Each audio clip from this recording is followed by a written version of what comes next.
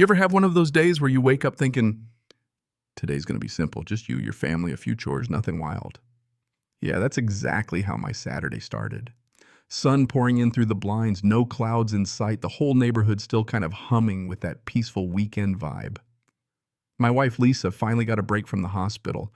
Our boy Tyler rolled in from his shift at the auto shop, and to top it off, Lisa's brother and his kids were coming to stay with us for the week. The only problem on my mind was how we were going to fit all the groceries in the fridge. I mean, we packed that SUV like we were prepping for the end of days, giant packs of paper towels, enough cereal for an army frozen burgers, cases of soda, fresh fruit from the farm stand, you name it.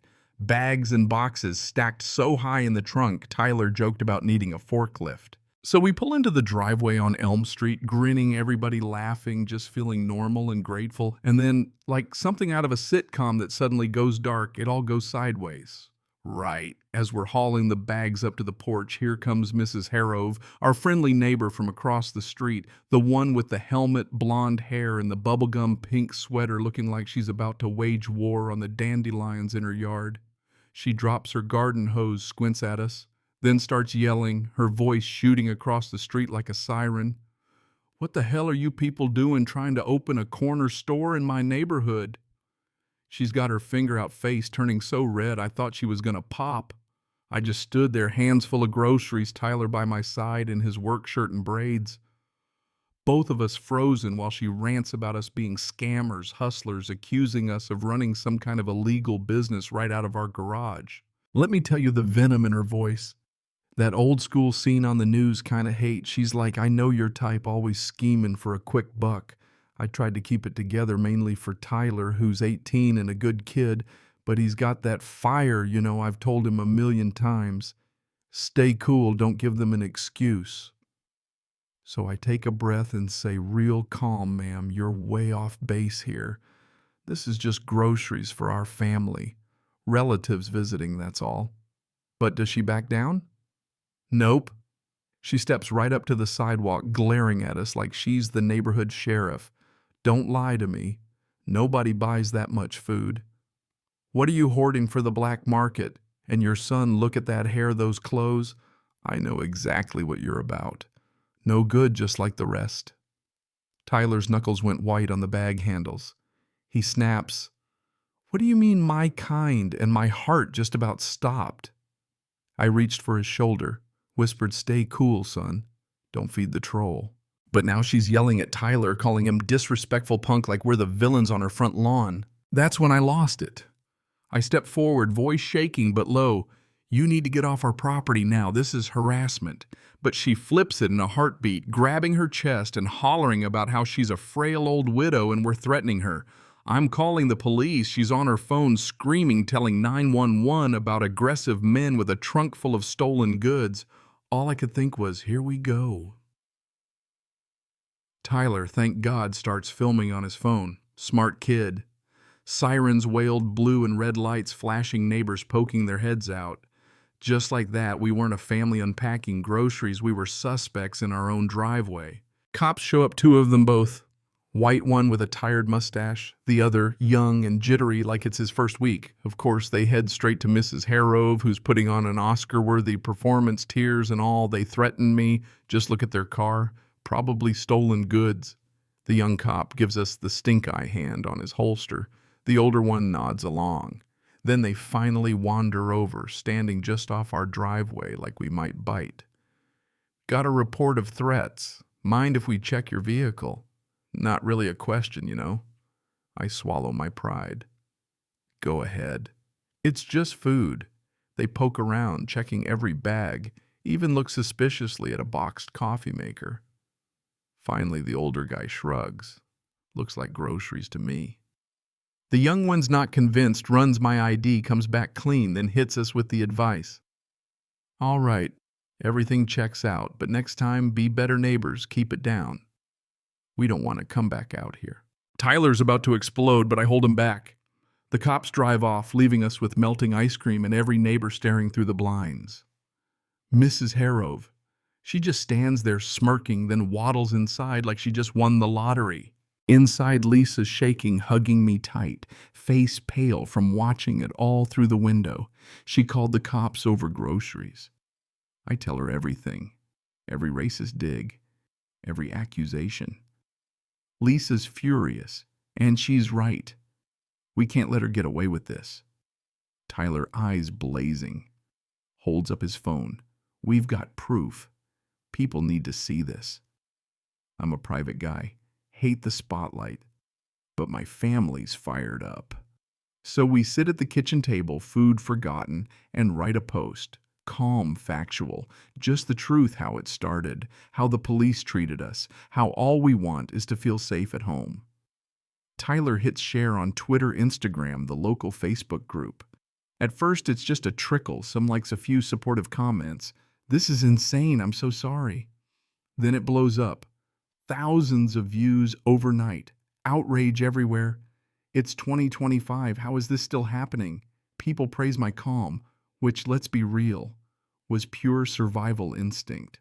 But then come the trolls, the threats, folks accusing us of playing victim for cash. Reporters start circling cars, slow roll past the house. It's a circus. And our neighborhood split right down the middle. Karen, next door, the good. Karen thankfully brings over a casserole, says she's ashamed this happened. But 2 houses down, the folks with the back the blue flag start parking in front of our house, giving us the long stare. One even lets his dog pee on our lawn while Tyler's out washing the car, smirks when I yell, "Problem." Nah, just walking the pup. Have a nice day. The Facebook group turns ugly defenders popping up for Mrs. Harrove. She's scared she's lived here forever, maybe. They provoked her first. Then the hammer drops. Mrs. Harrove files a false report claiming we threatened her after the cops left. Watch your back, old lady, total BS. Next thing I know, a detective calls. My stomach knots as I explain we went straight inside. Check our security cameras. Thank God the footage backs us up. But it's clear she's not letting up. Turns out she's got a history. Lisa and I dig into old records, find out she's harassed every family of color who's ever lived in our house, all tied to some ancient racist deed covenant from the 1960s. Her dad's doing still poisoning her mind. Lisa says, this is war. We need a lawyer. She's trying to ruin Tyler's future. We hire a civil rights attorney, show him the footage. The HOA finds trash cans left out too long, grass too high, hose not coiled. Write every little thing. The board's spineless. Rules are rules, they say, until our lawyer threatens to sue, then they back off at least a little. But the damage, it's deep. Tyler starts withdrawing. At school, he's either a hero or a target. Kids saying we sued an old lady for clicks. One night he breaks down. Dad, maybe I shouldn't have posted that video. I tell him, son, you did the right thing. You showed the truth. Fighting back is messy, but it's right. Lisa's barely sleeping, working crazy shifts, coming home and checking locks, breaking down one night sobbing. What if she escalates? I feel helpless. We talk it out, really talk, and somehow even in that fear we get stronger together. And then of course she does escalate. Stands on her lawn while Lisa's gardening, talking loud enough for everyone to hear. Some folks don't belong, troublemakers. Bad things happen to troublemakers. Accidents to cars, to flowers. Lisa spins on her heel. Are you threatening us? The old bat just smiles. Just observing, dear. Be careful. Tyler films it from the window. We send the video to our lawyer. He says, enough. Restraining order. Court is intense, her in a suit lying, then flipping under, questioning the judge, finally calling it what it is, harassment racially motivated. Orders her to stay 100 yards away or go to jail. We breathe for the first time in months, but the story's not over. Our investigator digs up more. Mrs. Harrow's been sued before for this exact thing years back. Her dad's racist legacy still poisoning the place. We sue civilly for damages, and now it's her turn to unravel. One night, cameras catch her sneaking over in a hoodie, spray painting slurs on our car and house. Lisa calls 911. Cops come, guns drawn. She's caught red-handed babbling.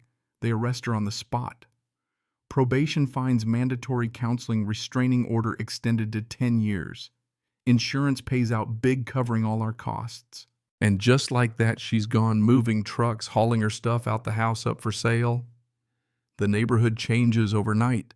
People scrub the graffiti, the silent neighbors finally apologize. Even the HOA reforms. Tyler goes to college, switches to social justice, stronger than ever. Lisa and I reclaim our yard, our peace, scars and all. A year later, we're unloading groceries again, just like before, when a new family pulls up across the street, a black couple with a little girl. They wave, smiling, "Hey, neighbor." And it hits me. We didn't just win for ourselves. We cleared the poison out for them, too. But you know, justice didn't come cheap. She got off light, no jail time. And that old racist covenant ghosts like that still haunt places like this. What do you think ever dealt with a neighbor from hell or seen racism hiding in plain sight? Drop your story in the comments. Hit like if this hit home. And hey, if you care about real justice and making communities better, subscribe. Let's talk about how we can call out the rot one story at a time.